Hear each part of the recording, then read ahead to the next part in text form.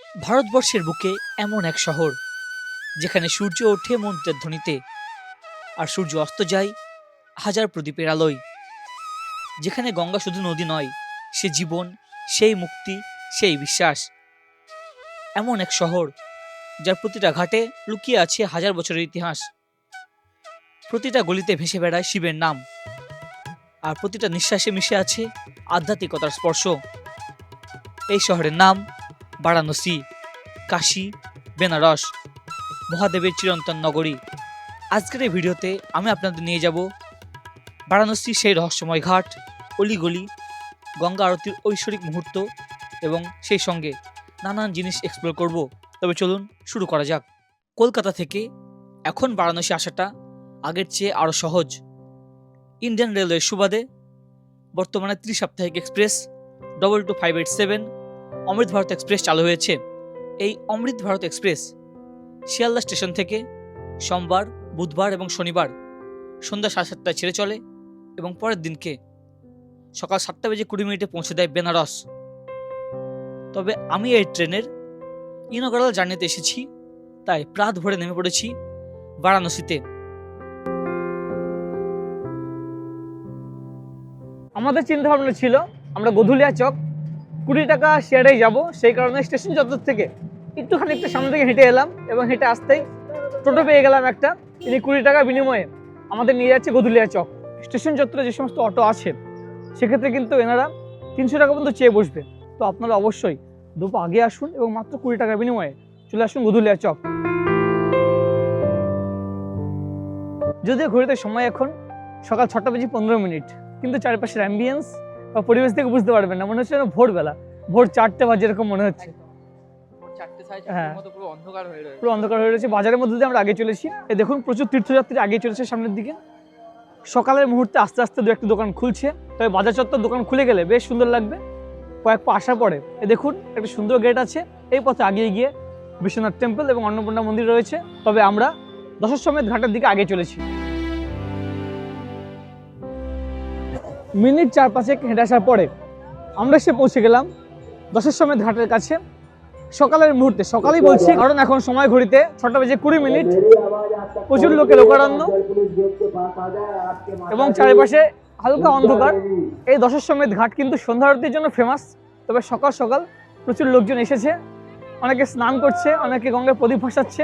সেই সমস্ত দৃশ্য আপনারা সকাল আসতে দেখতে পাবেন।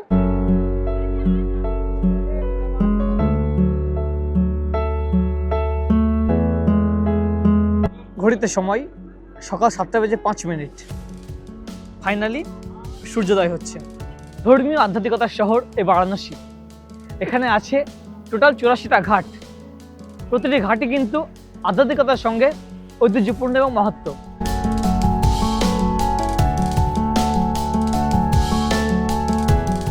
এই সকালের মুহূর্তে কাশীর সৌন্দর্য কিন্তু অন্যরকম। অনেকে নৌকা বিহার করছে, একদিকে সূর্যোদয়ের মুহূর্ত, একটা অন্যরকম ভাইব কিন্তু এখানে কাজ করছে। সকালের মুহূর্তে অনেকে গঙ্গা স্নান করছে, একদম প্রাত ভোরে অনেকে প্রদীপ জ্বালাচ্ছিল। সেই সমস্ত দৃশ্য কিন্তু আপনারা দেখবেন।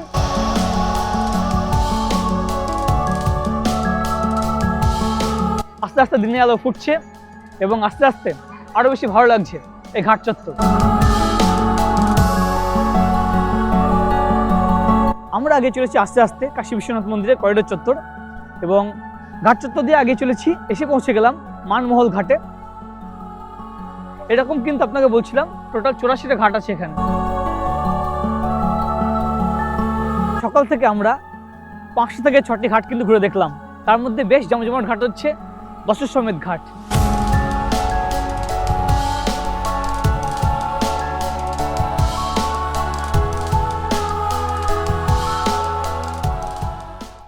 এই বারাণসীকে বলা হয় মোক্ষ নগরী। হিন্দু ধর্ম অনুযায়ী এই বারাণসীর গঙ্গা এখানে স্নান করলে পাপ মোচন হয় এবং এই গঙ্গার তীরে প্রার্থনা করলে পুণ্য লাভ হয়। সেই কারণেই এই কাশী বারাণসীতে করা আছে। ধর্মীয় আধ্যাত্মিকতা অনুযায়ী 84টা ঘাট এবং প্রতিটা ঘাটেই কম বেশি কিন্তু তীর্থযাত্রীরা আছেন। পুণ্য লাভের আশায় অনেকে স্নান করছেন, সকালের মুহূর্তে অনেকে প্রার্থনা করছেন। গঙ্গার ধার দিয়ে আমরা ধীরে ধীরে হেঁটে এলাম এবং এসে পৌঁছে গেলাম ললিতা ঘাটের দিকে। দুর্লভ দর্শন কেন্দ্র থেকে এই পথে আমরা আস্তে আস্তে ঘুরে ঘুরে আগে চলেছি আমি কিন্তু মন্দিরের ভিতরে প্রবেশ করব না, মন্দিরের একেবারে ফটক অবধি যাব এবং সেখান থেকে আপনাকে বাইরে পরিবেশ দেখাবো। ওই নিচে থেকে এভাবে সিঁড়ি পথে উঠে এলাম এবং আসার পরে এ হচ্ছে ফটক।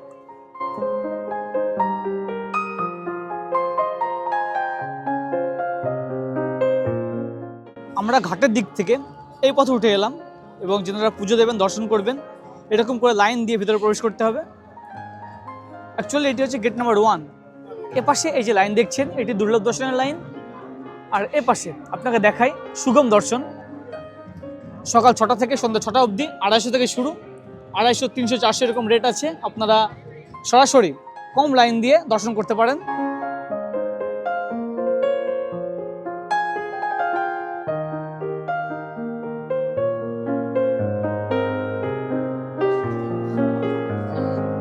মাঘ মাস, তার উপরে আজকে সোমবার, সেই কারণে কিন্তু ভিড়ভাড়টা আজকে অনেকটাই বেশি।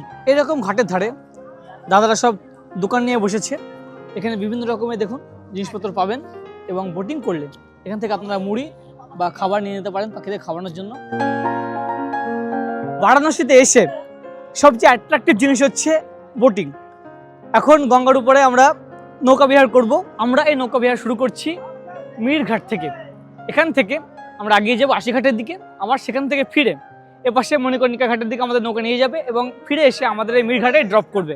আপনারা যদি বাজেট ফ্রেন্ডলি ট্রাভেল করেন সেক্ষেত্রে আমাদের মতো এরকম শেয়ারে ট্রাভেল করতে পারেন। জনপ্রতি 100 টাকা দিয়ে হচ্ছে শেয়ার বোটিং। যদি আপনার হাতে সময় থাকে, আপনারা সব ঘাট ঘুরে ঘুরে দেখতে চান এবং নিরিবিলিতে আপনারা প্রাইভেসির সঙ্গে নৌকা বিহার করতে চান, সেক্ষেত্রে কিন্তু নৌকা রিজার্ভের বন্দোবস্ত আছে। 1700, 1800 এরকম বলছে। যে কোনো জায়গায় শেয়ারে ঘোরা কিন্তু এটাই ডিসঅ্যাডভান্টেজ, ওয়েট করতে হবে, সময় দিতে হবে। আমরা যে বোটে উঠেছি সেই বোটে আমরা 5 জন এবং আরও 2 জন আছে, টোটাল এখনও পর্যন্ত 7 জন।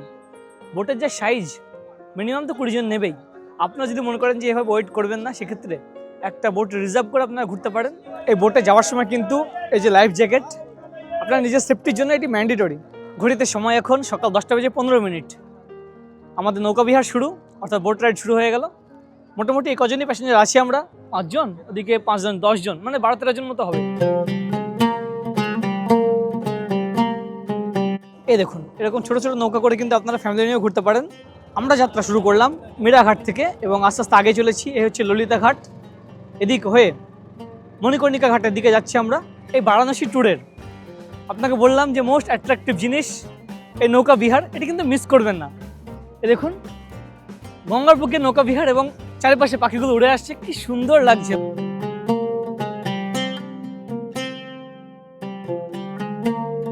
আমরা এসে পৌঁছে গেলাম মণিকর্ণিকা ঘাটের কাছে।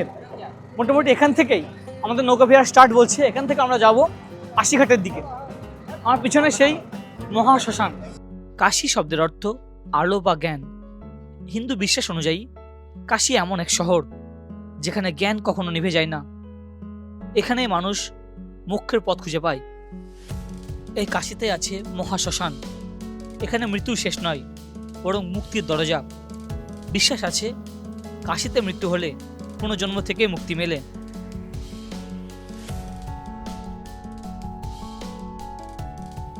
কাশীতে বহু ঘাট থাকলেও মণিকর্ণিকা ঘাট হলো সবচেয়ে পবিত্র এবং রহস্যময়। এখানে 24 ঘন্টা চিতা জ্বলে। 1000 বছর ধরে অবিরাম দাহ চলছে। বলা হয় এই ঘাটে দাহ হলে আত্মা সরাসরি মোক্ষ পায়।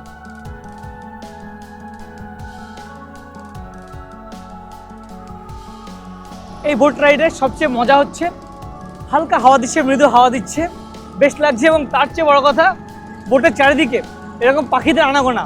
বিশেষ করে খাবার নিয়ে আসলে, মুড়ি বা চানাচুর যে খাবার, সেগুলো নিয়ে আসলে কিন্তু পাখিরা একেবারে হাতে চলে আসছে। সারা রাত্রি জার্নি করে আসা, ঠিকঠাক ঘুম নেই। সকালে উঠেও কিন্তু আমরা হোটেল নিইনি, আমরা সরাসরি সাইট সিন করছি বা ঘুরে ফিরে দেখছি, এক্সপ্লোর করছি। তবুও কিন্তু এই বোটিং করে একবার শরীর রিফ্রেশ হয়ে যাচ্ছে। এ দেখুন আমরা এসে পৌঁছে গেছি দশাশ্বমেধ ঘাটের কাছে। এই হচ্ছে দশাশ্বমেধ ঘাট। এই ঘাট কিন্তু সন্ধ্যাকালীন যে আরতি তার জন্য ফেমাস।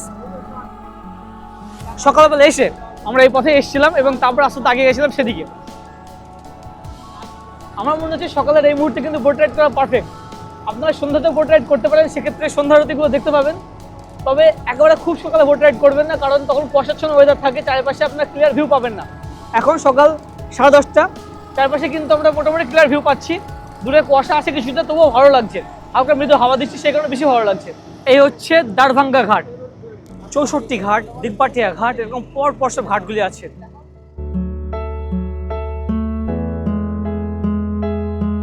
মিনিট 15 নৌকা বিহার করে এসে আমরা এসে পৌঁছে গেলাম 80 ঘাট। এই 80 ঘাট থেকে কিন্তু আমরা আবারও ফিরে যাচ্ছি। এই 80 ঘাট পর্যন্ত আসতে কিন্তু আমাদের সময় লাগলো প্রায় 20 মিনিট। এবার আমরা 80 ঘাট থেকে আবারও ফিরে চলেছি মিরঘাটের দিকে। নৌকা এখান থেকে আমাদের মিরঘাটে গিয়ে নামিয়ে দেবে।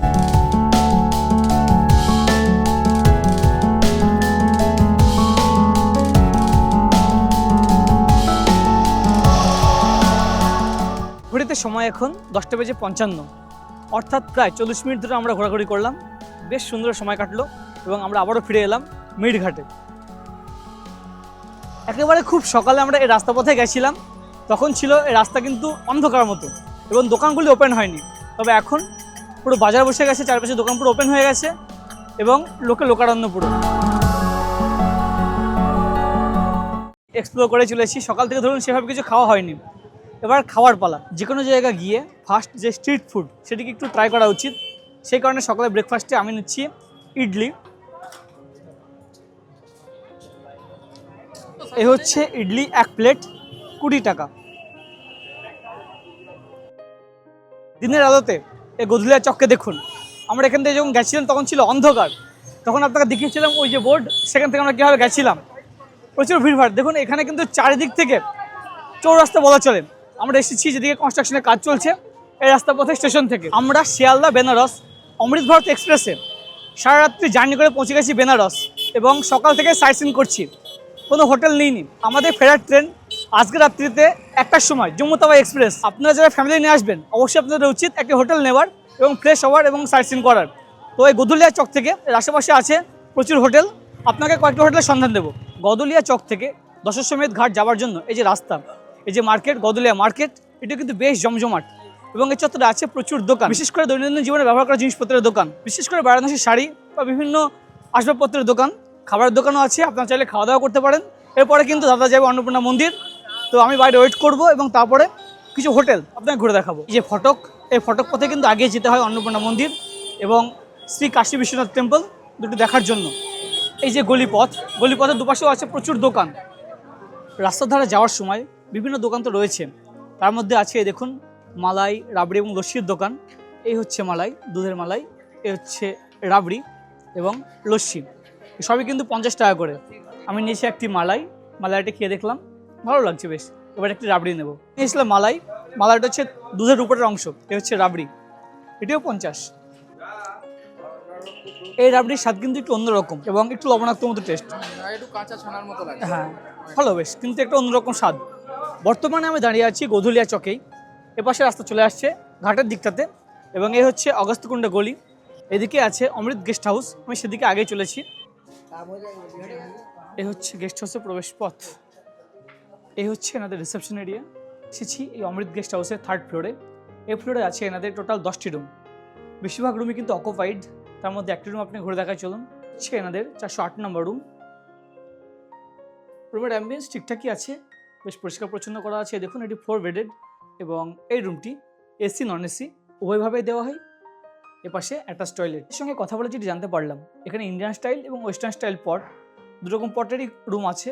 তো আপনারা যেমন কোয়ারি করবেন তেমন কিন্তু ম্যানেজ হয়ে যাবে। এবং বিশেষ করে এনাদের 3rd ফ্লোরে হচ্ছে সব রুমগুলি এসি রুম। 4 বেডেড রুমের প্রাইসের কথা বলতে গেলে এই রুমটি কিন্তু 2000 থেকে স্টার্টিং। তবে বিভিন্ন যে অকেশন আছে বা সিজন আছে সেক্ষেত্রে কিন্তু প্রাইস একটু বাড়ে, সেটা তো বুঝতে পারছেন। এই হচ্ছে অমৃত গেস্ট হাউসের 2nd ফ্লোর। এই ফ্লোরে আছে ডাবল বেডেড 4 বেডেড রুম মিলিয়ে টোটাল 8টি রুম। এই হোটেলের 1st ফ্লোরে, 1st ফ্লোরের 2টি রুম আপনাকে দেখাবো। ফ্লোরের এই হচ্ছে 205 নম্বর রুম। এই রুমটি ডাবল বেডেড, ঠিক আছে। রুমের অ্যাম্বিয়েন্স খুব সুন্দর, বেশ পরিষ্কার পরিচ্ছন্ন, 4 জন আপনারা অনায়াসে শেয়ার করে থাকতে পারবেন। এবং এদিকে একটি সোফার বন্দোবস্ত এবং রুমের সঙ্গে আছে অ্যাটাচ টয়লেট। আপনারা যারা বারাণসী আসছেন আমি ভেবেই নিচ্ছি আপনারা ফ্যামিলি নিয়ে আসবেন। তো ফ্যামিলি হলে কিন্তু আপনারা কমফোর্টেবলভাবে 4 জন এই রুমে বেশ থাকতে পারবেন। এই হচ্ছে এই হোটেলের 207 নম্বর রুম।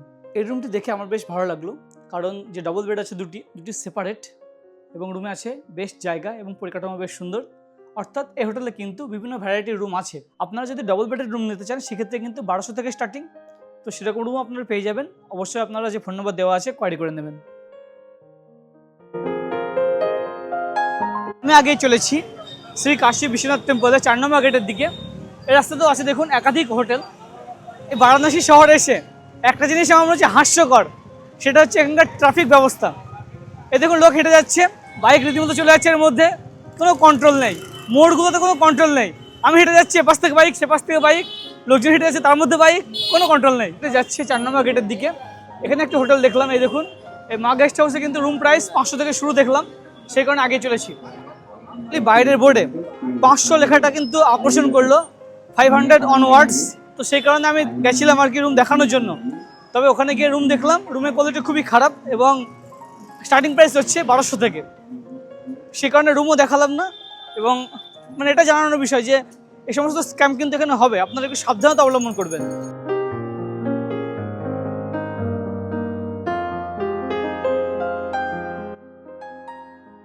কাশী ড্রিম গেস্ট হাউসের প্রবেশপথ, এবং প্রবেশ করার পরে ডান দিকে হচ্ছে আমাদের রিসেপশন। नमस्ते भैया, नमस्ते। कैसे हो? बस बढ़िया है सर। आपके इधर टोटल कितना रूम है? सर ये हमारे यहाँ टोटल 11 रूम है और डबल बेड के हमारे पास 3 रूम है और ट्रिपल बेड के हमारे पास 7 रूम है और एक 5 बेड का रूम है। अच्छा, बढ़िया और बढ़िया। सबसे बड़ी बात क्या है कि ये हमारा विश्वनाथ मंदिर गेट नंबर 4 के ठीक सामने मेन रोड पर है। অ্যাকচুয়ালি আমাদের রুম নেওয়ার কোনো ইচ্ছে ছিল না, তবে একটু মাইন্ড চেঞ্জ হলো যে না একটু রেস্ট নেওয়া যাক। সেই কারণে আমরা কাশী বিশ্বনাথ টেম্পলের 4 নম্বর গেটের কাছে চলে এলাম। এখানে আছে কাশী ড্রিম গেস্ট হাউস, একেবারে বাজেট ফ্রেন্ডলি রুম, কিন্তু রুমের ডেকোরেশন খুব সুন্দর, কালারের সঙ্গে বেশ মানিয়েছে। এখানে কিন্তু বড় রুম, আপনারা গ্রুপে আসলেও 3-4 জন হলেও কিন্তু আরামসে থাকতে পারবেন। আছে ফ্যানের বন্দোবস্ত, এদিকে টিভি, এদিকে আছে মিরর সহ ডেস্ক, চার্জিং প্লাগ আছে সবচেয়ে বড় পয়েন্ট, এবং এ পাশে এসিরও বন্দোবস্ত আছে, আপনারা এসি নন এসি উভয়ভাবে নিতে পারেন। এবং এর সঙ্গে এ হচ্ছে অ্যাটাচ টয়লেট, ওয়েস্টার্ন স্টাইল পট। सर हमारे यहाँ डबल बेड का जो रूम है आपका 2000 रुपये स्टार्टिंग प्राइस है और अगर आप गीज़र एसी यूज नहीं करते हैं अगर आप तो आपका 1800 रुपये हो जाएगा, 200 रुपये उसमें माइनस हो जाएगा। और 5 बेड जो रूम है उसका प्राइस कितना है? सर 5 बेड का रूम जो है कि आपका 4000 रुपये का है और अगर आप गीज़र और एसी यूज नहीं करते हैं तो वो आपका 3500 रुपये का हो जाएगा, अच्छा, 3500। ठीक है और ठीक है। ट्रिपल बेड का जो रूम है हमारा उसका स्टार्टिंग प्राइस 3000 रुपये है, अगर आप एसी यूज नहीं करते हैं तो वो 2500 हो जाए, 2500 रुपये हो जाता है।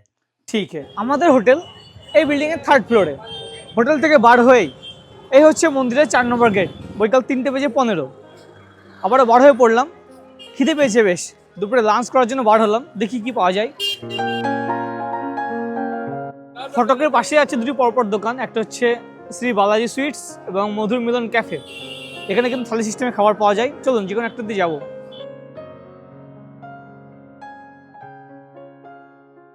এই মধুর মিলন ক্যাফেতে এসে আমি অর্ডার করেছি থালি। এই থালি হচ্ছে 80 টাকার থালি, যেখানে আছে 2 পিস রুটি, ভাত, ডাল দিয়েছে, 2 রকম সবজি দিয়েছে, এবার সেটা ঘুগনি, এদিকে স্যালাড দিয়ে দিয়েছে এবং সমীরদা নিয়েছে সমস্যার চাট, মানে 2 সমস্যা পিস বাড়বে। 2 পিস সমস্যার চাট। প্রথমে ভাবছিলাম রুটি 2 পিস, অ্যাকচুয়ালি রুটি দিয়েছে 4 পিস, 2 পিস খেয়ে নিয়েছি। আর এটা হচ্ছে আলু সয়াবিনের তরকারি, ভালো লাগছে বেশ। প্লেট থালি, সমস্যা চাট এবং তার সঙ্গে 2টো রসগোল্লা, টোটাল আমাদের বিল হচ্ছে 160 টাকা। ঠিকঠাকই আছে, থালিটিতে কিন্তু কোয়ান্টিটি যথেষ্ট পরিমাণে ছিল এবং টেস্টও ঠিক আছে। বারাণসী চত্বর এলে কিন্তু আপনারা অবশ্যই এখানে খাওয়া দাওয়া করতে পারেন।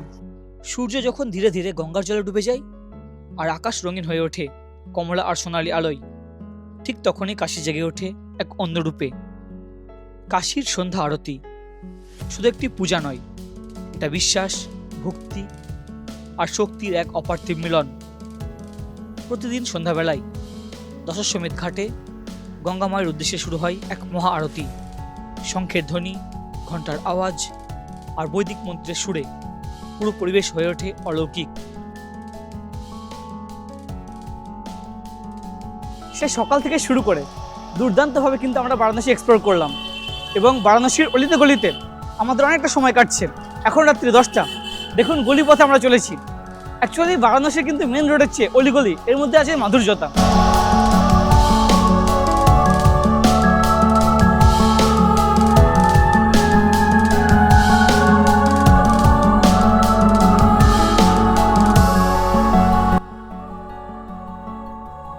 সারা সারাটা দিন তো বারাণসী চত্বর ঘোরাঘুরি করলাম, যেটা না দেখালে এই বারাণসী ভ্রমণ অসমাপ্ত। এ হচ্ছে পান, খাইকে পান বানারস বলে না, সে বিখ্যাত গান, সেটি মনে পড়ছে। কি সুন্দর করে সাজিয়ে গুছিয়ে দেওয়া আছে, এবং পাতা কিন্তু আমাদের ওখানকার যে পুরো ডিফারেন্ট, বিভিন্ন মশলা দিয়ে সাজিয়ে গুছিয়ে দেওয়া আছে।